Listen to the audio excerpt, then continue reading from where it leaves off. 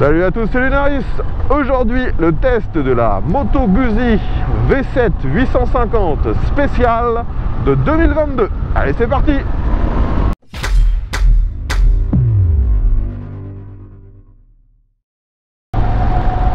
Les amis, aujourd'hui de nouveau le test d'une italienne néo-rétro. Et ça, vous le savez, grâce à l'un de mes abonnés. Merci encore à lui d'avoir fait la route jusqu'ici en Normandie afin que je puisse vous la présenter sur le même parcours qu'habituellement. Bon les amis, si vous suivez régulièrement mes vidéos, vous avez peut-être vu il y a maintenant plusieurs années le test de l'ancienne version de cette moto qui s'appelait donc la Guzzi V7. Mais l'ancienne V7 avait un moteur en 750 cm3, c'était même un petit peu moins que 750 cm3. Aujourd'hui, la nouvelle version s'appelle toujours V7, mais ils ont changé le moteur. Celui-ci a une plus grosse cylindrée, il est passé à un tout petit peu plus de 850 cm3. Mais sinon, vous allez voir que, ne serait-ce qu'esthétiquement, les motos sont très proches. Donc aujourd'hui, cette V7 est en finition spéciale, c'est-à-dire qu'elle est un peu mieux équipée, un peu plus luxueuse que l'entrée de gamme qui s'appelle Stone. Et donc sur celle-ci, sur la spéciale, vous avez beaucoup de chrome. Le guidon est chromé, on a des échappements chromés, on a des comment dire, un genre de porte-paquet à l'arrière qui est chromé. Enfin, tout ce que vous voyez en chrome fait partie de cette version spéciale, ainsi que bien sûr les jantes à rayons qui sont elles aussi chromées. Comme je vous l'ai dit il y a quelques instants, cette machine introduisait un nouveau moteur pour la V7, donc c'est un 850 cm3. On retrouve l'architecture typique à Moto Guzzi, donc un moteur en V face à la route. C'est encore un moteur, on va dire, modeste hein, dans ses prétentions. C'est un moteur avec deux soupapes par cylindre, donc un bicylindre en V, vous le voyez. Et celui-ci maintenant, avec cette nouvelle cylindrée, développe 65 chevaux. Aujourd'hui, la machine a été bridée afin de la rendre compatible avec le permis A2. Donc, on n'a plus que 47,5 chevaux. L'augmentation de la cylindrée sur cette machine a bien sûr augmenté la puissance, je vous l'ai déjà dit, mais ça augmente aussi un petit peu le couple et aussi le poids de la moto. Celle-ci fait environ 10 kg de plus que la V7 750 qui était en vente précédemment. Donc nous arrivons à un poids tout plein fait, c'est-à-dire avec 21 litres de carburant à 220 kg. Bon, le modèle que je vous présente aujourd'hui est en finition spéciale, je vous l'ai déjà dit. Et il est quasiment d'origine, il y a assez peu d'accessoirisation. Au niveau des accessoires, on a les barres de protection chromées qui ont été rajoutées, la petite bulle devant moi, et aussi le guidon a été rehaussé de quelques centimètres. Et franchement, ça permet d'avoir une position encore plus droite. Là, vous voyez que je suis en centre-ville et c'est extrêmement facile à manœuvrer, franchement. C'est quasiment aussi facile qu'une 125, il y a juste le moteur et le poids de la moto qui vous rappellent un peu que c'est une machine plus grosse, mais sinon c'est extrêmement manœuvrable. La position est quasi droite, surtout avec ce guidon un petit peu rehaussé. Le guidon sinon est assez large, on a un bon bras de levier. Les commandes sont dans une position neutre, ils sont ni vers l'avant ni vers l'arrière, et la selle est confortable et assez basse. Moi, je mesure 1,70 m et lorsque j'ai nécessité de m'arrêter, je peux mettre les deux pieds au sol, je peux même les mettre quasiment à plat. Cette position permet bien sûr de prendre les infos autour de nous sans difficulté. Si nécessaire, vous voyez que je peux me retourner et vérifier ce qui se passe dans mes angles morts sans lâcher le guidon. On a bien sûr aussi des rétros. Alors aujourd'hui, ils ont été remplacés. D'origine, ce sont des rétros chromés qui sont normalement un petit peu plus hauts et un peu plus larges. Là, j'avoue que ça a été remplacé par un des précédents propriétaires, mais on voit quasiment rien dans ces rétros. Ils sont beaucoup trop proches de nous. On est obligé de bouger les bras afin d'avoir un peu de visibilité dans le miroir. Donc là, les rétros sont totalement inutiles, ceux qui sont mis actuellement. Sur cette V7 850, on retrouve à peu près la même disposition au niveau des échappements que sur la moto précédente. Mais là, vous voyez qu'en finition spéciale, les échappements sont chromés. Il y en a un de chaque côté. Hein. C'est une moto qui est assez symétrique. Le bruit n'est pas désagréable produit par ces deux échappements, mais vu que c'est une moto d'origine, dès qu'on dépasse les 60-70, on entend très peu l'échappement. On est beaucoup plus à écouter le bruit du vent.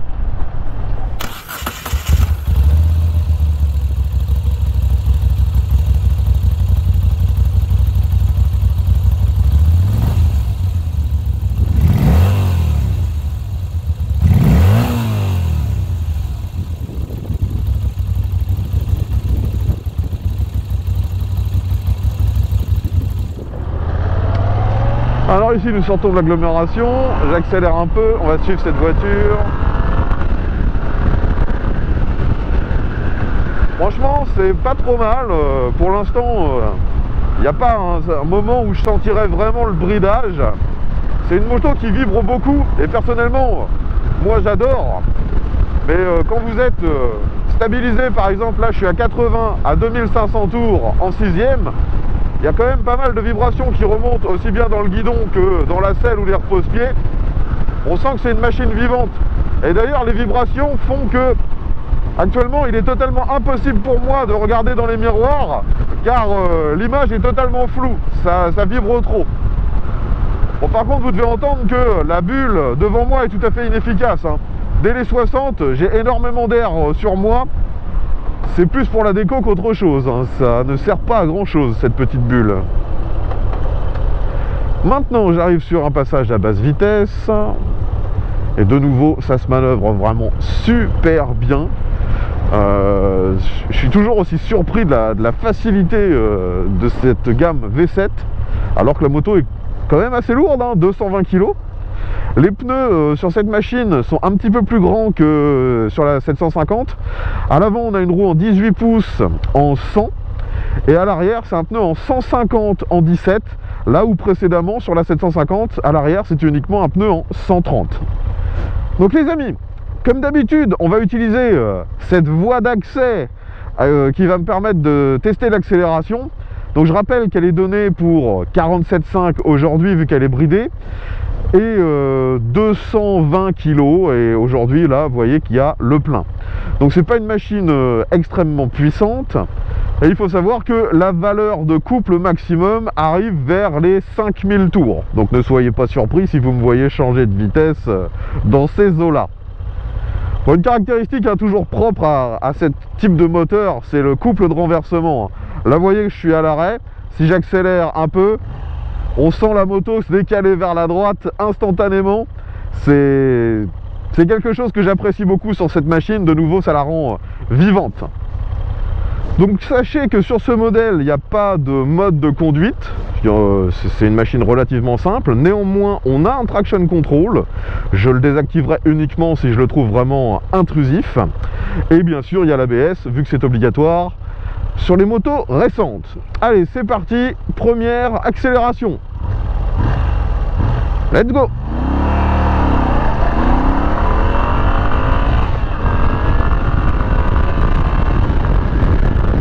Donc on arrive à 100 km/h en début de troisième.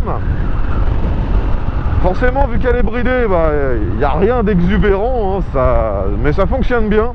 Et j'aime bien la sensation que procure ce moteur. Même si j'ai l'impression que l'ancien en 750 était peut-être un petit peu plus bestial. Après, c'est vrai que celui que j'avais testé de mémoire n'avait pas l'échappement d'origine. Je pense que ma différence de perception peut aussi venir de ça. Maintenant, on va faire un demi-tour. Donc vous voyez que du haut de 1m70, j'ai les deux pieds quasiment au sol. Je suis juste un petit peu gêné par le repose-pied qui m'écarte un peu la jambe. On va vérifier si ça tourne bien. Ouais, ça passe. Vous voyez que je fais demi-tour et je finis pile sur l'autre fil. Je suis même un peu plus proche du milieu de la route que du bord. On va recommencer l'accélération et ensuite, bien sûr, on va vérifier ce que ça donne au niveau du freinage. Let's go!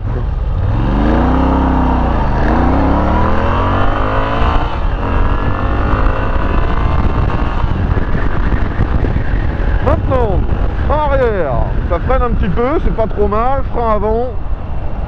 Alors le frein avant est suffisant, il est efficace. Par contre, le souci c'est que, vous avez dû le voir, Lorsque je commence à tirer sur le levier, il se passe pas grand chose. Faut tirer beaucoup plus fort pour avoir vraiment du mordant. C'est une sensation un peu à l'ancienne finalement, ce qui est pas comment dire vraiment désagréable sur une moto de ce genre. Mais le souci, c'est la suspension. Quand vous freinez fort, vous voyez que vous avez vu qu'il y avait un gros transfert de charge vers l'avant. Et la suspension s'affaisse vraiment beaucoup. Ça, c'est un peu dommage. Bon, sinon, les freins, vous voyez que c'est du frein à disque, bien sûr, de chez Brembo. À l'avant, il y a un seul disque, par contre, c'est un peu surprenant. Et les commandes de frein et d'embrayage sont elles aussi de chez Brembo. Mais malheureusement, c'est à l'ancienne. Il n'y a pas de réglage en écartement. Mais heureusement, les leviers sont plutôt bien conçus, sont pas trop loin. Donc vous pouvez les saisir facilement. Allez, un nouveau rond-point. Ça se bascule vraiment très facilement avec ces petits pneus. Je réaccélère fort.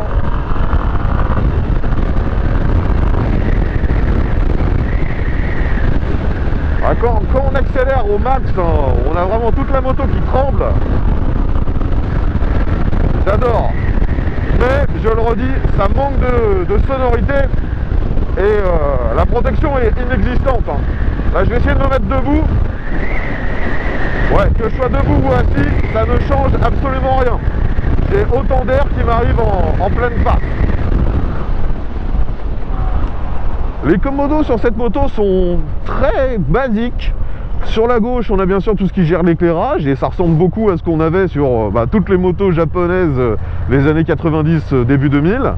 Sur la droite, pareil, c'est très simple, démarreur, coupe-circuit, ainsi qu'un bouton mode qui permet de naviguer dans les quelques infos données par le tableau de bord. D'ailleurs, les compteurs sur cette machine, vous voyez qu'ils sont cerclés de chrome, et je pense que ça vient aussi avec la finition spéciale, mais surtout, avec la finition spéciale, on a un compte-tour, ce qui n'est pas le cas sur la Stone. Et dans le compteur de vitesse, vous voyez qu'il y a un petit écran à cristaux liquides qui vous donne l'odomètre, vous avez les tripes, vous avez une horloge, la consommation moyenne et instantanée du véhicule. Il y a le rapport engagé. Enfin, c'est relativement complet. Ce qui manque par contre sur cette moto, c'est une jauge de carburant.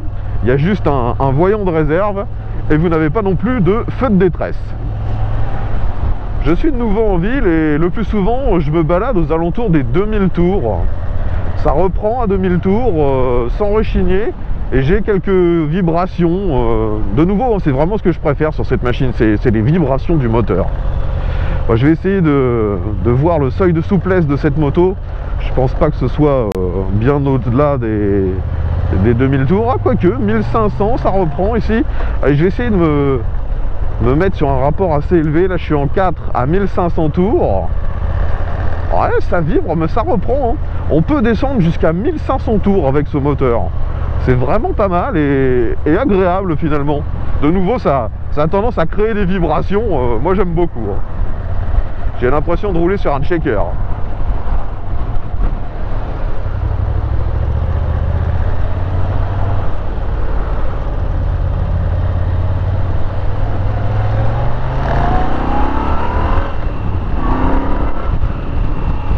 Quand on réaccélère un peu fort, tout de suite, on est, grisé par justement les vibrations, par le comportement de cette moto. Parce que c'est assez différent d'une moto classique. On a une transmission finale par cardan, comme sur la plupart, enfin non, même pas la plupart, comme sur toutes les Guzzi. Et ça fait que quand on réaccélère, on a l'arrière qui se soulève légèrement. Et ça vibre de partout, j'adore. Allez, ici je suis en côte, j'accélère à fond. Ce qui me manque vraiment, c'est de la sonorité moteur et échappement, parce que tout le temps, dès que je dépasse les 60-70, même en accélérant fort, le bruit du vent est supérieur au bruit d'échappement. C'est vraiment dommage. Maintenant, j'arrive sur un Dodan, je suis à 30 km/h. Alors l'arrière semble bien plus mou que l'avant. Je vais essayer de reprendre un autre Dodan, ce coup-ci un peu plus vite. Là je suis à un peu moins de 50. Ouais.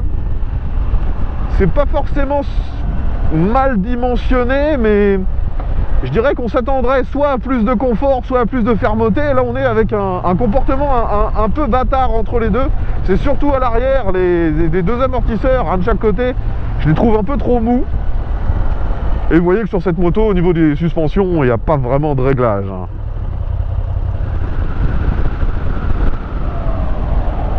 En fait, le seul moment où je sens vraiment, comment dire, un comportement qui me semble un peu bizarre avec la suspension avant, c'est quand je freine fort. Sinon, en roulant, c'est plutôt convenable. Maintenant, ici, on arrive dans une succession de virages. Voyons si on peut s'amuser avec cette V7 850.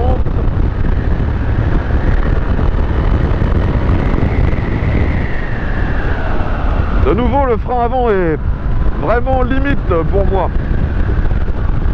Ça aurait mérité un matériel de meilleure qualité ou un double disque. Sinon, dans les virages, ça se penche assez bien, c'est très facile. C'est à mon avis facilité de nouveau par la petite taille des pneus. Il y a vraiment moyen de rouler de manière dynamique. Pour moi, il y a juste le freinage qui va un peu vous calmer. C'est pas une moto de Grand Prix, hein, loin de là. Et sur les longs trajets à haute vitesse, ce qui risque de vous calmer également, c'est l'absence de protection. Mais de nouveau, hein, j'ai vraiment l'impression que ce serait mieux s'il n'y avait pas la bulle. C'est un truc que je constate de plus en plus souvent. La plupart des motos que je teste avec ce genre de petite bulle, c'est pire pour moi qui mesure 1m70 que s'il n'y avait rien.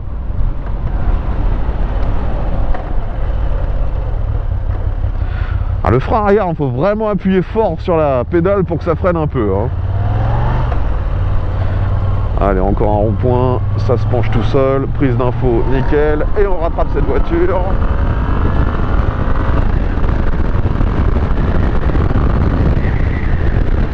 Donc vous voyez que même bridé, ça fonctionne suffisamment.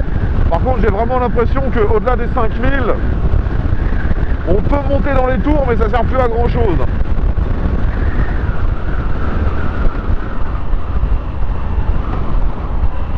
Alors je suis assez surpris par la boîte de vitesse. Maintenant on a une boîte à 6 rapports avec ce moteur 850 et finalement je trouve que ça passe plutôt bien. La plupart des Guzzi que j'ai eu l'occasion de tester avaient des boîtes de vitesse qui avaient tendance un peu à claquer, à être relativement lentes. Là sur ce modèle finalement c'est assez fluide. Hein. On entend encore parfois un léger clac, souvent quand on passe de la 1 à la 2 ou de la 2 à la 3, mais sinon c'est plutôt pas mal, c'est réactif, c'est assez vif. Maintenant on va faire un passage sur l'autoroute. Bon, visiblement il n'y a personne, j'accélère fort. Pas de souci pour s'engager, je me mets en 6ème. Donc en 6ème à 100 km/h, je suis à un peu moins de 3500 tours. Je vais essayer de faire une reprise. Donc là j'accélère à fond, je suis en 6ème.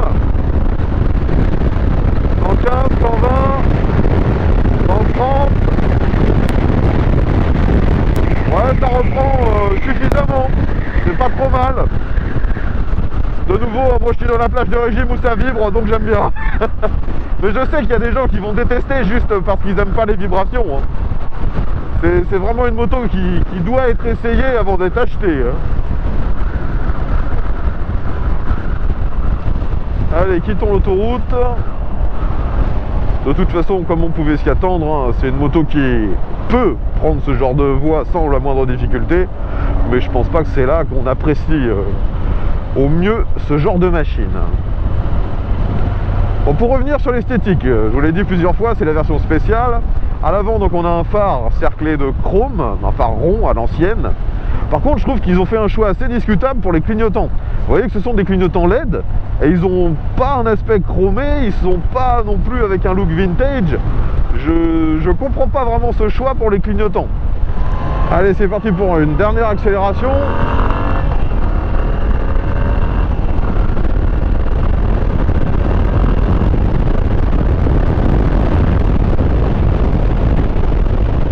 Donc de nouveau, même bridé, performances sont tout à fait suffisantes. Il n'y a pas vraiment besoin de plus. Et un dernier freinage. Ouais. Pour moi, le freinage, c'est vraiment le point faible de cette moto. Donc, sans que ce soit dangereux, ils auraient pu faire bien mieux. Enfin, de toute façon, maintenant, je pense que on a terminé sur les aspects dynamiques de cette V7 850. Maintenant, nous allons parler des aspects pratiques. Tout d'abord, au niveau des rangements, vous pouvez démonter la selle. D'ailleurs, j'en ai pas beaucoup parlé, mais vous voyez que c'est une très jolie selle en cuir marron. Je crois que ça fait partie de la finition spéciale. En dessous de celle-ci, il n'y a quasiment rien. Vous pouvez y glisser peut-être un gilet jaune, votre carte grise, enfin, c'est ridiculement faible l'espace qui est en dessous. Si vous souhaitez rouler avec un passager, la selle a l'air plutôt accueillante et on a des barres de maintien d'origine. La consommation sur ce modèle est annoncée à environ 4,6 litres, 4,7 litres. Et vous voyez que l'indicateur au tableau de bord m'indique bien que ma consommation moyenne est à 4,8 litres, ce qui m'a été confirmé par le propriétaire. Donc vu qu'on a un réservoir de 21 litres, vous avez au mieux 400 km d'autonomie, ce qui est vraiment pas mal pour une moto de ce genre. Après, au quotidien, il n'y a pas réellement d'entretien à faire sur cette moto vu qu'on a la transmission par cardan. Donc franchement, c'est plutôt pas mal au niveau pratique au quotidien, mais il faudra impérativement, comme le propriétaire, mettre des supports et des valises si vous voulez du rangement. Donc comme je vous l'ai déjà dit, ce véhicule est millésime 2022. Actuellement, cette moto est toujours distribuée par Guzzi. Il y a plusieurs finitions possibles. La spéciale, c'est pas la plus haut de gamme, mais c'est pas la plus bas de gamme non plus. Actuellement, en 2024, elle est vendue 9 500 €. Et si on compare ce tarif à ses concurrentes directes, que sont par exemple les Triumph, bah, le tarif est un peu inférieur, c'est pas trop mal. On pourrait croire que les tarifs sont quasiment similaires, mais finalement, gardez à l'esprit que souvent chez Guzzi, il y a des promos. Donc si vous êtes intéressé par une de ces machines, n'hésitez pas à aller faire un tour chez un concessionnaire et vérifier s'il n'y a pas des offres intéressantes qui pourraient faire baisser le prix de la moto de parfois plusieurs milliers d'euros sur le neuf. Et bien sûr, si vous trouvez ça trop cher, vous pouvez aussi vous rabattre sur l'ancienne génération en 750 qui elle est en vente depuis maintenant très longtemps et donc vous pouvez trouver parfois pour moins de 4000 € d'occasion. Au niveau de la fiabilité, j'ai jamais entendu parler de gros problèmes mécaniques sur ces V7, que ce soit en 750 ou en 850. Donc d'ailleurs, si parmi vous il y a eu des gens qui ont eu des mauvaises expériences ou des bonnes, hein, n'hésitez pas à nous faire part de votre retour dans les commentaires. Je sais que Guzzi c'est pas une marque si populaire que ça en France, et d'ailleurs j'ai jamais vraiment compris pourquoi, vu que leurs motos sont plutôt sympas. Et en plus, elles sont faites en Italie. Donc voilà les amis, tout ce que je pouvais vous dire sur cette V7 spéciale de 2022 bridée pour le permis A2. Si vous avez des questions, l'espace commentaire est là pour ça. Je tiens encore à remercier mon abonné d'être venu jusqu'ici en Normandie afin que je puisse vous présenter ce modèle. Et je reprécise d'ailleurs que l'ensemble des tournages sur ma chaîne sont toujours faits en collaboration avec mes abonnés. Donc si comme lui vous avez un véhicule que vous aimeriez me voir tester, que ce soit moto ou voiture, eh bien n'hésitez pas à me contacter, tous les moyens de le faire sont dans la description. Je vous remercie encore d'avoir partagé ces quelques instants avec moi. Je vous invite à vous abonner si ça vous a plu. Comme ça, on se retrouvera dès la publication du prochain test. Mais à tous et à la prochaine!